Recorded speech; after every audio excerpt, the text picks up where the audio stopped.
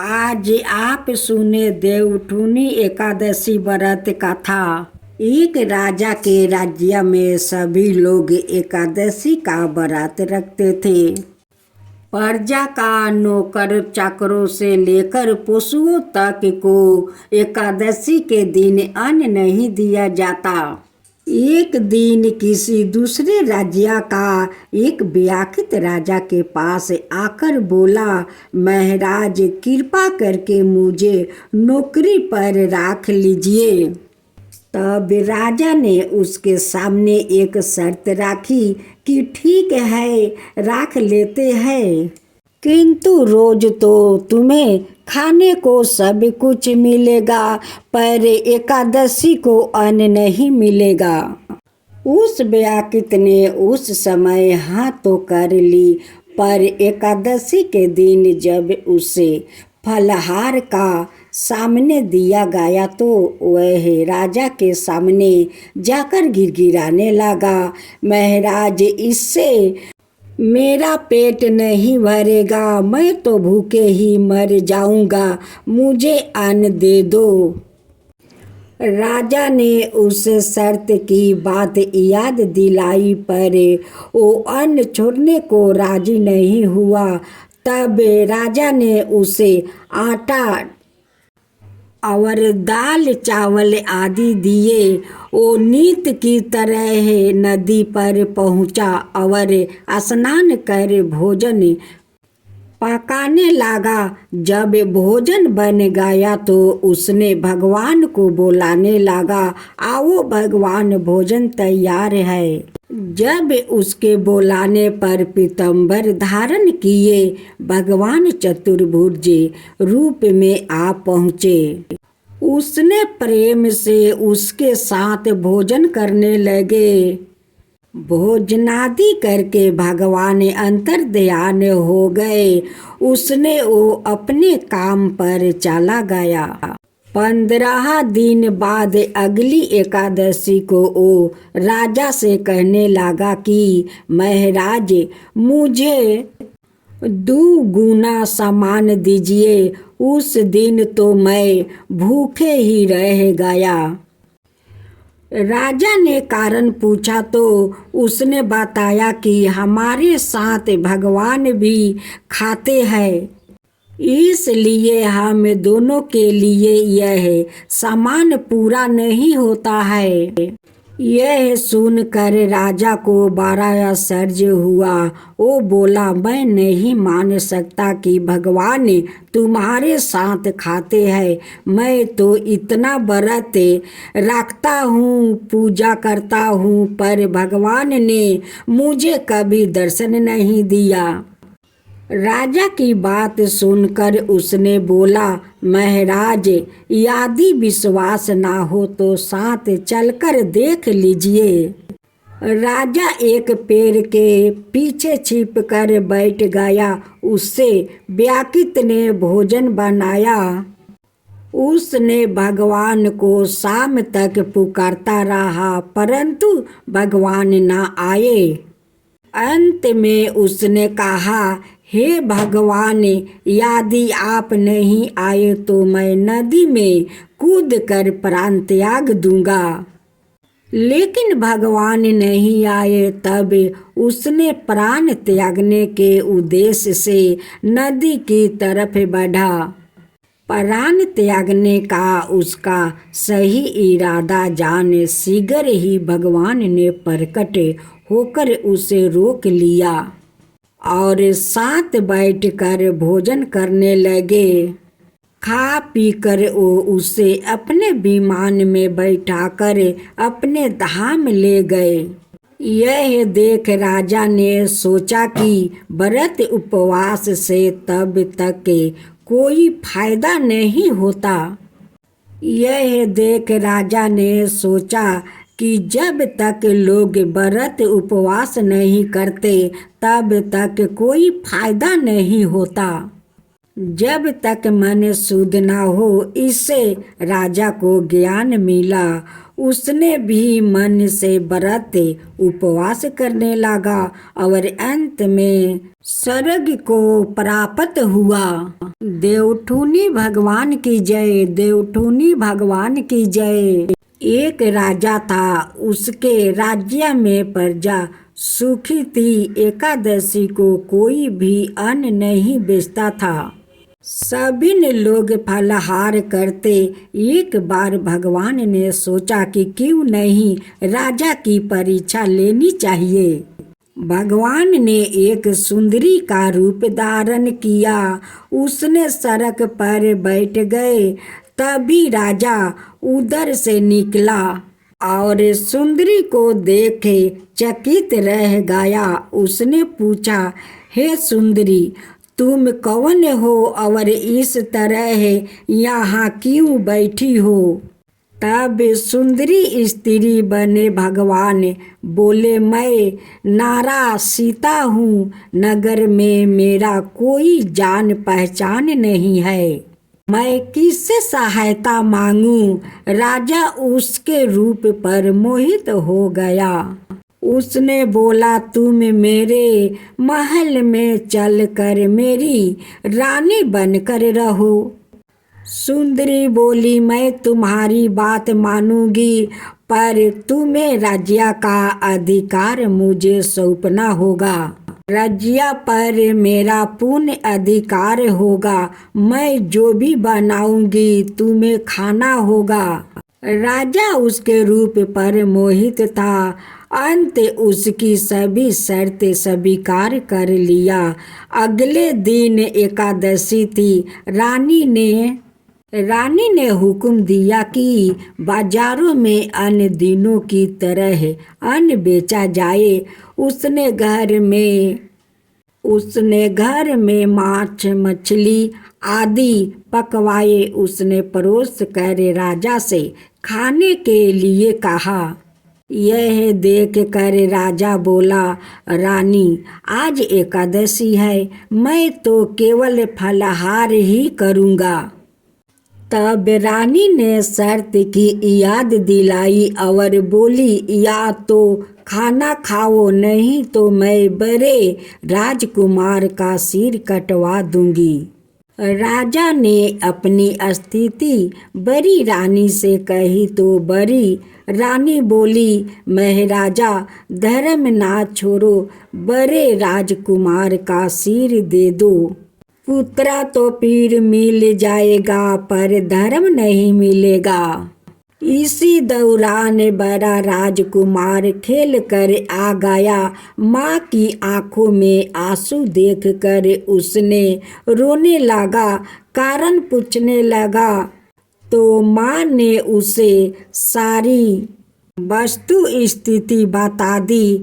तब उसने बोला, मैं सिर देने के लिए तैयार हूँ। पिताजी के धर्म की रक्षा होगी, जरूर होगी। राजा दुखी मन से राजकुमार का सिर देने को तैयार हुआ तो रानी के रूप से भगवान विष्णु ने प्रकट होकर असली बात बताई। राजन, तुम इस कठिन परीक्षा में पास हुआ। भगवान ने प्रसन्न मन से राजा से वर मांगने को कहा तो राजा बोला, आपका दिया सब कुछ है हमारा, उद्धार करे। उसी समय वहाँ एक विमान उतरा। राजा ने अपना राज्य पुत्रा को सौंप दिया और विमान में बैठकर परम धाम को चला गया। जय विष्णु भगवान, जय विष्णु भगवान। किसी गांव में एक साहूकार था और उसका एक बेटा और एक बहू भी थी। बहू कार्तिक माह में रोज सवेरे उठकर गंगा स्नान के लिए जाती थी। सुबह जल्दी जाते समय वह किसी भी पराये पुरुष का मुंह नहीं देखती थी। किसी गांव में एक साहूकार था और उसका एक बेटा और एक बहू थी। बहू कार्तिक माह में रोज सवेरे उठकर गंगा स्नान के लिए जाती थी। सुबह जल्दी जाते समय उसने किसी भी पराये पुरुष का मुंह नहीं देखती। एक राजा का बेटा भी सुबह सवेरे गंगा स्नान के लिए जाता। उसने हैरान होता कि मैं इतनी जल्दी उठता हूँ स्नान के लिए, लेकिन कोई है जो मुझसे भी जल्दी उठकर नहा लेता है।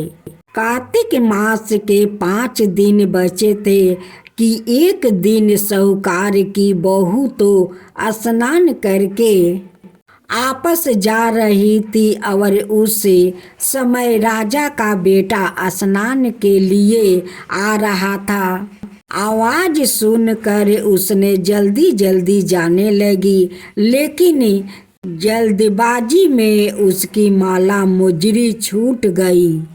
राजा के बेटे ने उसकी माला मुजरी उठा लिया और सोचने लगा कि जिस स्त्री की यह माला मुजरी इतनी सुंदर है, वो स्त्री कितनी सुंदर होगी। उसने पूरे गांव में मुनादी करवा दी कि जिसकी तहे माला मुजरी है उसने 5 रात मेरे पास आएगी। साहूकार के बेटे की बहू ने कहलावा दिया कि मैं 5 रात आऊंगी, लेकिन किसी को साख भरने बैठा देना। राजा के बेटे ने एक तोते को पिंजरों में बंद कर गंगा किनारे पेड़ पर टांग दिया। बहू सुबह के समय आई, पहली पैरी पर पैर रखा और बोली, हे कार्तिक के ठाकुर राई दामोदर, 5 पांडु, 6ठे नारायण, भीख में राजा उस पापी को नींद आ जाए। राजा के बेटे को नींद आ गई। बहू नहा धोआ कर चलने लगी तो तोते से बोली, सुबह सुबह तेरे गले डालूंगी हीरा मेरी साख भरियो। बीरा सुबह बोला कि कोई वीर भी साख भरता है, तो क्या उसने फिर बोली, सुबह सुबह सुबह तेरे पगे घालूंगी नेबर साख भरियो। मेरे देवर सुबह ने कहा, ठीक है भाभी, मैं तेरी साख रखूंगा। उसने तो कह कर चली गई। राजा का बेटा हर बराकर उठा और सुबह से पूछा, सुबह सुबह उसने आई थी, कैसी थी? सुबह बोला, आभा किसी बिजली होली किसी झलक है, केले किसी कामनी गुलाब का सा रंग है। अगले दिन राजा के बेटे ने सोचा कि आज मैं अपनी अंगुली में चीर लगाऊंगा, इससे मुझे नींद नहीं आएगी। अगले दिन राजकुमार अंगुली चीर कर लेट गया। उसने आई और भगवान से उसी तरह प्रार्थना करने लगी और राजकुमार को फिर नींद आ गई। वो स्नान करके फिर से आपस चली गई। सुबह राजकुमार ने तोते से फिर पूछा तो उसने वही सारी बातें दोहरा दी। अब राजकुमार बोले कि मैं आज रात में आँखों में मिर्ची डाल कर बैठूंगा। रात में उसने मिर्ची डाल कर बैठ गया। बहू फिर आई और प्रार्थना की, जिससे उसे फिर से नींद आ गई। राजकुमार ने तोते से बहू के आने की बात पूछी। उसने फिर बता दिया। राजकुमार अब फिर सोचने लगा कि आज मैं बिना बिस्तर के बैठेगा। जब उसने स्नान करने आई तो उसने फिर से भगवान से प्रार्थना की और राजकुमार को नींद आ गई। जब उसने नहाकर जाने लगी तो आंखें बंद करके चली गई। राजकुमार जब उठा तो उसने जा चुकी थी। राजकुमार फिर से सोच में पड़ गया और सोचने लगा कि आज मैं अंगीठी जलाकर बैठूंगा, इससे नींद नहीं आएगी। फिर उसने रात को अंगीठी रख कर बैठ गया। साहूकार की बहू आई और उसने भगवान से प्रार्थना करने लगी कि आपने 4 रात तो निकाल लिए, अब यह रात और निकाल दो। भगवान ने उसकी बात रख लिए और राजकुमार को नींद आ गई। जब उसने नहाकर जाने लगी तो तोते से बोली कि इस पापी को कह देना कि 5 रातें पूरी हो चुकी है, उसने मेरे मोतियों की माला मेरे घर भेजवा दे। सुबह राजकुमार की आंख खुली तो उसने तोते से पूछा कि क्या उसने आई थी, तो तोते ने कहा हाँ उसने आई थी और उसने अपनी माला मांगी है। यह सुनकर राजकुमार सोचने लगा कि उसने तो सच्ची थी, तभी तो भगवान ने भी उसका सत्य रखा। कुछ समय के बाद राजकुमार को कोढ़ हो गया। राजा ने ब्राह्मण को बुलाकर पूछा कि मेरे बेटा का शरीर क्यों जल रहा है। ब्राह्मण ने विस्तार से सारी बात राजा को बताई कि इसने क्या किया था। ब्राह्मण ने कहा कि इसने पतिव्रता स्त्री पर बुरी नजर डाली, इसलिए यह इस रोग से विपरीत हुआ है। राजा ने इसके ठीक होने का उपाय पूछा तो ब्राह्मण ने कहा कि यह उस साहूकार की बहू को धर्म की बहन बनाए और रोज उसके नहाए हुए जल से यह स्नान करे, तब यह ठीक हो सकता है। राजा साहूकार की बहू की माला लेकर साहूकार के घर गया और बोला कि यह माला आपकी पुत्री बधू की है, इस ले लीजिए और आपकी बहू के नहाए हुए जल से मेरे बेटों को नहला दीजिए। साहूकार बोला कि वो तो किसी पराये पुरुष का मुंह तक नहीं देखती है, आप इसे इस नली पर बैठा दीजिए। जब उसने ऊपर नहाएगी तब नीचे इस नाली के पानी से आपका पुत्र नहा लेगा।